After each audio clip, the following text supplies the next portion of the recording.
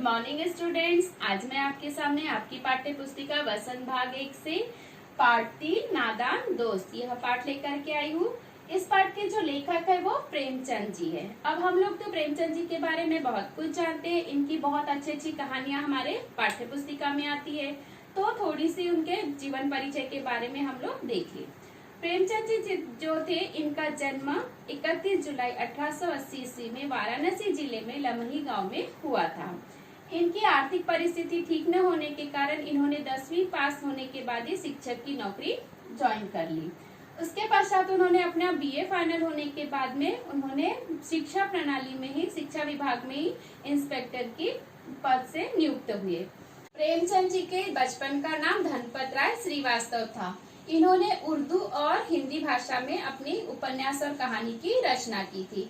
इनके जो शुरुआत में जो उपन्यास और कहानी प्रकाशित होते थे वो नवाब राय के नाम से प्रकाशित होते थे, किंतु उनके जो एक मित्र थे मुंशी दया नारायण, उन्होंने कहा कि आप प्रेमचंद के नाम से क्यों प्रकाशित नहीं करते अपने उपन्यास और कहानी। तो उसके पश्चात उन्होंने अपने जो भी उपन्यास और कहानी प्रकाशित किया वो मुंशी प्रेमचंद के नाम से प्रकाशित किया। और इन्होंने इतने उपन्यास और कहानी की रचना की कि जो पढ़ने के बिल्कुल ऐसी रुचिदार है, तो इसीलिए उनके जो एक मित्र थे शरद चंद्र चट्टोपाध्याय जी, उन्होंने उन्हें उपन्यास सम्राट की उपाधि से भी सम्मानित किया था। तो आइए अब हम उनके प्रमुख जो उपन्यास थे वो देखते हैं। प्रमुख उपन्यास में से उनके गबन, गोदान, कर्मभूमि, रंगभूमि, निर्मला, मंगलसूत्र इत्यादि थे। और उनकी जो कहानियां थी कफर, नमक का दरोगा, ईदगाह, पूछ की रात, बड़े घर की बेटी, बूढ़ी काकी इत्यादि थे। तो अब हम देखते हैं इस पाठ में जो है नादान दोस्त। नादान दोस्त यानी क्या? नादान यानी क्या? नादान यानी ऐसा काम जो बिना समझे हम लोग कर लेते हैं। इस पाठ में दो बच्चों के बारे में बताया है, जिसका नाम है, एक जो लड़का है इसका नाम है केशव और एक जो लड़की है इसका नाम है श्यामा। तो ये दो बच्चे अपनी नादानी में ऐसी गलती कर देते हैं कि उन्हें कुछ समझ में ही नहीं आता। वो अच्छा कार्य करने चाहते हैं किंतु उनसे बहुत बड़ी गलती हो जाती है। तो इस पाठ में लेखक ने वही बताया कि जो हमारे नासमझ जो छोटे जो दोस्त थे, दो बच्चे थे, तो उन्होंने अपनी यानी जो कार्य अच्छा करने जा रहे थे किंतु वो कार्य उनकी नासमझी में क्या हो गया, गलत हो गया। तो अब हम देखते हैं कि इस पाठ में हमारे ये नन्हे मुन्ने जो दो दोस्त है, नादान दोस्त, इन्होंने ऐसी क्या गलती कर दी जिसका वो जो गलती वो नहीं करना चाहते थे। तो आइए अब हम देखते हैं केशव और श्यामा के बारे में। तो ये पाठ है दो छोटे बच्चों के बारे में, केशव और श्यामा, जो कि क्या थे, दोनों बहन भाई थे। तो क्या होता है, इन्होंने कभी नेचुरल घोंसला रहता है ना जैसे झाड़ों पे, तो उन्होंने वो कभी देखा ही नहीं था क्योंकि ये शहर में रहते थे। तो एक दिन क्या होता है, इनके घर का जो कार्निस रहता है, जो घर बना हुआ रहता है, कार्निस यानी सामने थोड़ा सा सज्जा निकला हुआ रहता है, उस सज्जे पे उन्होंने क्या देखा, एक चिड़िया का घोंसला दिखा। कैसा? इस प्रकार से। तो उस घोंसले में उन्होंने देखा कि दो चिड़िया है और वो आ रही है, जा रही है। तो उनके मन में ऐसे बहुत सारे सवाल आए। उनको देख करके वो इतने खुश हो जाते थे कि जैसे नींद से उठते थे तो एकदम से वो कुछ नहीं खाते पीते थे। पहले नींद से उठेंगे, अपनी आंखें मलते मलते सामने आएंगे और वो कार्निस के पास खड़े होकर के पहले देखेंगे कि वहाँ पे कौन है, उसके बाद वो अपना कार्य प्रारंभ करते थे। तो उसमें क्या होता था कि ये बच्चों को अपने न खाने की सूत थी और न ही कोई पहनने की सूत, यानी वो पूरा समय किधर देखते रहते थे, कार्निस के ऊपर। और कार्निस के ऊपर वो घोंसले को देख करके उनके मन में बहुत सारे सवाल आते थे कि ये चिड़िया कैसी होगी, इनके अंडे कैसे होंगे, ये कितने बड़े होंगे, इनके आकार कैसे होंगे, उसके बाद में वो किस रंग के होंगे और ये चिड़िया उनको क्या खिलाती होगी, कैसे खिलाती होगी। इतने सारे सवालों का जवाब देने के लिए उन दोनों के पास कोई नहीं था, क्योंकि उनके मम्मी को, जो अम्मा जी थी उनको काम से ही फुर्सत नहीं मिलती थी, और जो उनके बाबूजी थे उनको पढ़ने लिखने से ही फुर्सत नहीं थे क्योंकि वो ऑफिस का काम करते रहते थे। तो ये दोनों ही बच्चे आपस में ही प्रश्न पूछ करके एक दूसरे को जवाबों से तसल्ली दिया करते थे। इसके पश्चात क्या होता है कि जो श्यामा रहती है वो बहुत छोटी रहती है अपने भाई से, तो उसके मन में बहुत सारे प्रश्न उठते हैं। तो वो क्या करती है, अपने प्रश्नों का जवाब किससे मांगती है, अपने भाई से। तो वो बोलती है, भैया भैया ये चिड़िया बड़ी होकर के उड़ तो नहीं जाएगी, जैसे अंडों से बच्चे निकलेंगे तो ये चिड़िया बच्चे उड़ तो नहीं जाएंगे। तो फिर श्याम जो केशव रहता है वो बड़ी समझदारी से श्यामा को क्या उत्तर देता है, अरे पगली ऐसा थोड़ी ना होता है, जब वो अंडे में से बच्चे निकलेंगे फिर कुछ दिनों के बाद में उनके पर निकलेंगे मीन्स पंख निकलेंगे, उसके बाद वो उड़ेंगे। फिर श्यामा के मन में दूसरा प्रश्न आता है कि भैया जब ये अंडों में से बच्चे निकल जाएंगे तो ये छोटी छोटी चिड़िया उनको खाना कैसे खिलाएगी। तो ये प्रश्न सुन करके केशव क्या हो जाता है, थोड़ा सा घबरा जाता है, उसके पास उसका कोई उत्तर नहीं रहता, तो वो शांत हो जाता है और इसका उत्तर वो श्यामा को नहीं दे पाता। ऐसे करते करते 3-4 दिन गुजर जाते हैं। अब जो केशव और जो श्यामा थे, इन दोनों को वो अंडे देखने की बहुत उत्सुकता थी। ऐसा उनको लगता था कि अंडे कितने बड़े हो गए होंगे, अंडे रोज बड़े बड़े तो नहीं होते होंगे, किस प्रकार से चिड़िया ने रखी होंगी, उनको धूप तो नहीं लगती होंगी क्या, उनके मन में इतने सारे सवालों का ये हो गया था, ढेर हो गया था कि वो अपने सवालों का जवाब किससे मांगे। तो ऐसे करते करते कुछ दिन गुजर जाते हैं। इसके पश्चात अब बच्चों के सामने उन चिड़िया के बच्चों के खाने का प्रश्न उभर आया। अब ये बच्चे सोचने लगे कि जब ये अंडों में से बच्चे निकलेंगे तो उनको खाना कौन देगा, इतनी छोटी छोटी चिड़िया इतना सारा खाना उनके लिए कैसे ले आएगी। तो श्यामा बोलती है केशव को कि क्यों ना हम कार्निस के ऊपर थोड़ा सा चिड़िया के लिए दाना रख दे। तो ये सुनकर के केशव भी बोलता है, हाँ हाँ दाना रख देंगे। तो इससे क्या होगा, फिर श्यामा बोलती है, अरे दाना जब हम रख देंगे तो चिड़िया को तो कहीं जाने की जरूरत ही नहीं पड़ेगी, उन्हीं के पास दाना आ जाएगा। फिर उसके पश्चात श्यामा बोलती है कि इन चिड़िया को तो प्यास भी लगती होगी। फिर केशव क्या बोलता है, हाँ हाँ प्यास लगती होगी, तो हम क्या करेंगे, प्याली में थोड़ा सा पानी भी रख देंगे।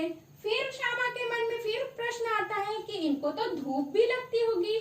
तो फिर केशव क्या बोलता है, हाँ इन्हें धूप भी लगती होगी। यानी अब श्यामा के सामने क्या प्रश्न हो गए, चिड़िया के खाने का, पीने का और उनके रहने का, यानी तीनों प्रश्नों के उत्तरों का जवाब अब दोनों भाई बहन सोच में पड़ गए कि अब हम क्या करें।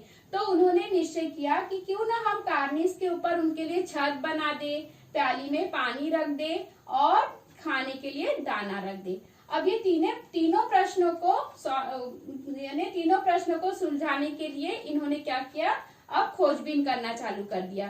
तो छाव करने के लिए अब हम क्या करेंगे, पानी किस इसमें रखेंगे, दाना कहाँ से लाएंगे। तो अब दोनों बहन भाई अपनी माँ से छुप छुपाते हुए ये तैयारी करने में जुट गए। तो उन्होंने क्या किया, जो श्यामा थी, श्यामा ने चुपके से मम्मी के सोने के बाद में चुपके से क्या लाए, चावल के कुछ दाने लाए और उसको अपने भाई को दे दिया।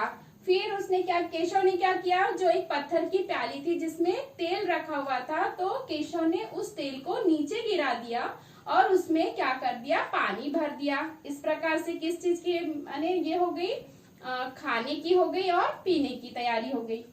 अब बारी आती है उनके छाव के लिए, क्योंकि उनको श्यामा बोलती थी कि उनको धूप लगती है। तो उसके लिए उन्होंने क्या किया, केशव उसको बोलता है कि जा जो कूड़ेदान की जो टोकरी है उस टोकरी को लेकर के आ। तो उस प्रकार से हम उसके लिए क्या बनाएंगे, छत बनाएंगे। इसके पश्चात क्या होता है, एक दिन जब श्यामा और केशव ने पूरी तैयारी अपनी तो कर चुकी थी, बस अब क्या करना था, चिड़िया के घोंसले के पास ये सारी चीजें रखना था।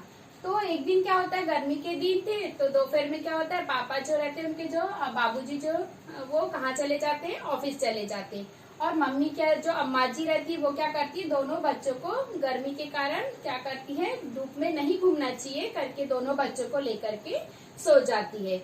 अब बच्चों के मन में तो क्या चल रही थी, घोंसले को सुरक्षित करने की तैयारी चल रही थी। तो इन दोनों को तो नींद आ ही नहीं रही थी, ये दोनों बार बार उठ करके अपनी मम्मी को देखते जा रहे थे कि मम्मी सोई या नहीं सोई।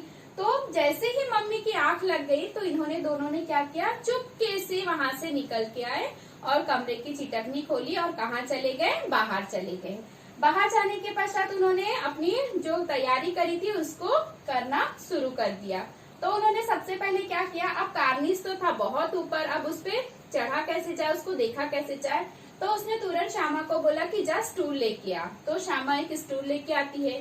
तो अब स्टूल क्या हो रहा है, स्टूल पे चढ़ने के बाद जब केशव ने देखा तो उसकी जो ऊंचाई थी वो बहुत ज्यादा थी। तो उसके लिए फिर उसने बोला कि जा चौकी लेके आ। तो वो बाथरूम में से चौकी लेके आती है, एक पीढ़ा टाइप का। तो उस पीढ़े पे वो क्या करते हैं, स्टूल रखते हैं और स्टूल पर से वो कार्निस को देखने के लिए केशव चढ़ जाता है। किंतु जो स्टूल था वो कैसा था, उसके पाव अच्छे नहीं थे, तो वो हिल डुल रहा था। तो केशव श्यामा को डांट लगाता है कि अच्छे से पकड़ना, नहीं तो मैं तुझे पिटाई दूंगा। तो श्यामा जो रहती है वो कैसी, केशव से डर जाती है। तो वो बहुत अच्छे से फिर स्टूल को पकड़ के रखती है। तो जैसे ही स्टूल पे चढ़ने के बाद केशव कार्निस पे हाथ रखता है, तो जो चिड़िया रहती है वो फुर से उड़ जाती है। तो चिड़िया उड़ने के बाद में जो केशव है वो देखता है कि जो उनके अंडे हैं वो कैसे हैं, कार्निस के ऊपर ऐसे बिखरे पड़े हुए, मीन्स ये तीन के जो है ऐसे अलग अलग रखे हुए। तो फिर इतना देखने के बाद में श्यामा के मन में भी इच्छा जागती है कि ऊपर भैया क्या देख रहे होंगे। तो वो भी क्वेश्चन करती है, वो भी प्रश्न पूछती है कि भैया अंडे कैसे दिख रहे हैं, चिड़िया है कि नहीं, उसने अंडे अच्छे से रखे हैं या नहीं। तो इसके पश्चात जो केशव है वो श्यामा को क्या बोलता है कि जा, मैं ये अंडों को अच्छे से रख दूंगा, जा तू जाके फटी हुई चादर के कपड़े लेके आ। तो श्यामा तुरंत दौड़ के जाती है और एक फटी हुई चादर के कपड़े लेके आती है और वो अपने भाई को देती है। तो फिर केशव क्या करता है, उनके लिए अच्छा सा एक ऐसा बिस्तर बना देता है, फटे हुए चादर के चिथड़े टुकड़े टुकड़े फाड़ करके एक ऐसा घोंसले जैसा तैयार करता है और उसके ऊपर वो अंडे रख देता है। फिर केशव बोलता है कि जा पानी की प्याली लेके आ और दाना लेके आ। तो श्यामा क्या करती है, वो भी दोनों चीज ला करके अपने भाई को दे देती है। और केशव इस प्रकार वहां पे कार्निस के ऊपर क्या करता है, घोंसले के लिए घोंसला बना देता है कपड़ों का और वहां पे पानी रख देता है और खाने के लिए उनके लिए दाना रख देता है। अब इतना काम होने के बाद में अब श्यामा को भी देखने की इच्छा होती है। तो वो अपने भाई को बोलती है कि भैया आप उतर जाओ, मैं अब देखूंगी। तो केशव क्या बोलता है, नहीं नहीं, तू तो स्टूल पर से गिर जाएगी, तू तो छोटी है, तू अभी मत देखे। तो इतना सब होने के बाद में क्या होता है, दोनों में आपस में झगड़ा होते रहता है। तो इनकी आवाज यानी दोनों की जो श्यामा रहती है बहुत छोटी रहती है, उसकी भी इच्छा होती है। तो केशव उसको देखने ही नहीं देता। तो उसको श्यामा को रोना आ जाता है। इसके पश्चात क्या होता है कि दोनों एक दूसरे से झगड़ा करते रहते, तो इनकी आवाज सुन करके माँ आ जाती है और माँ दरवाजा खोल के उन्हें डांटने लगती है कि क्यों तुम लोग दरवाजा खोल के बाहर क्यों आए इतनी धूप में, चलो अंदर। और दोनों को लेकर के अंदर कमरे में चले जाती है। इसके पश्चात अब श्यामा और केशव बहुत थक चुके थे, तो दोनों गहरी नींद में सो जाते हैं। इसके पश्चात क्या होता है आगे कि जो केशव और जो श्यामा थे वो तो गहरी नींद में सो गए थे। तो जैसे ही 4 बजते हैं तो एकदम से श्यामा की नींद खुल जाती है और नींद खुलने के बाद में वो सीधा कहाँ जाती है, दरवाजा खोल के, क्योंकि उन दोनों की आदत बन चुकी थी कि वो पहले उठ के सीधा कार्निस के पास पहुंच जाते थे। तो इस बार भी उसने वैसे ही किया। श्यामा कहाँ पहुंच गई, दरवाजा खोल के कार्निस के पास पहुंच गई। तो उसने देखा कार्निस के पास पहुंच करके कि अंडे पूरे नीचे टूटे फूटे पड़े हुए हैं। तो एकदम से वो चिल्लाने लगी भैया भैया करके। और तो एकदम से केशव आया और केशव ने भी देखा कि क्या हुआ है, अंडे कार्निस के ऊपर से नीचे गिर चुके हैं और जो घोंसला वगैरह सब बनाया था वो भी सारा चीज नीचे गिर चुका और अंडे टूटे फूटे बिखरे पड़े, उनमें से पानी और सब चीज बाहर निकल चुका है। तो अब ये दोनों देख करके एकदम हक्का पक्का रह जाते हैं और रोने लगते हैं। तो उसके पश्चात क्या होता है कि श्यामा ही उसको डांटती है कि तुमने मुझे अंडे दिखाए नहीं थे, तुमने अच्छे से रखा नहीं होगा, इसलिए वो फिसल के गिर गए होंगे। इतने सारे प्रश्न पूछती हूँ केशव की कि केशव का दिमाग खराब हो जाता है और वो बोलता है कि नहीं मैंने ऐसा कुछ नहीं किया था। तो इसके पश्चात क्या होता है, इन दोनों की रोने की आवाज सुन करके मम्मी उनकी आ जाती है और मम्मी बोलती है कि क्यों क्या हुआ। तो मम्मी एकदम से देख करके बोलती ये सब चीज क्या है। तब श्यामा से तो अब चुप रहा नहीं जा रहा था। पहले तो वो चुप रह गई थी जब उसने केशव ने जब उसको अंडे नहीं दिखाया था, क्योंकि उस गलती में श्यामा ने उसका साथ दिया था, इसलिए वो उस समय शांत हो गई थी। किंतु अब वो अपने आप को शांत नहीं रख पा रही थी और उसने पूरी कहानी, जिस प्रकार से उन्होंने जो कार्य किया था कार्निस के ऊपर अंडे रखने का, वो सारी कहानी अपने मम्मी को विस्तार पूर्वक उसने सुना दिया। इसके पश्चात मम्मी क्या होती है, थोड़ी सी हंसती है और बोलती है कि ये तुम लोगों ने क्या किया। तुम्हें पता है कि जो चिड़िया रहती है, अगर चिड़िया के बच्चों को, उनके अंडों को अगर हम हाथ लगा ले तो दोबारा वो चिड़िया उन चीजों को छूती तक नहीं है। अब जो ये श्यामा और केशव थे ये दोनों नादान थे, इनको तो ये सब सारी चीजों की जानकारी नहीं थी।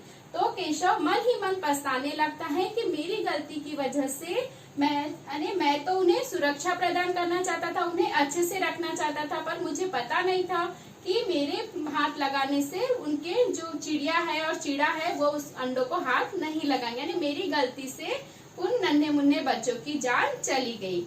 और ये बात को, इस घटना को वो कई दिनों तक सोच सोच करके रोते रहता था और उसे अपनी इस गलती पे बहुत पछतावा भी होता था।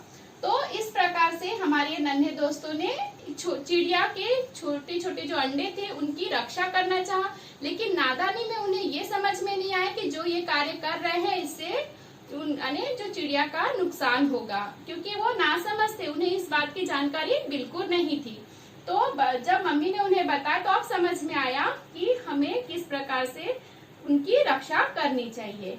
तो अब नादान दोस्त, यह पाठ अब आपको समझ में बहुत अच्छी तरह से आया होगा। अगले भाग में हम अगली वीडियो के साथ फिर प्रस्तुत होंगे, तब तक के लिए बाय।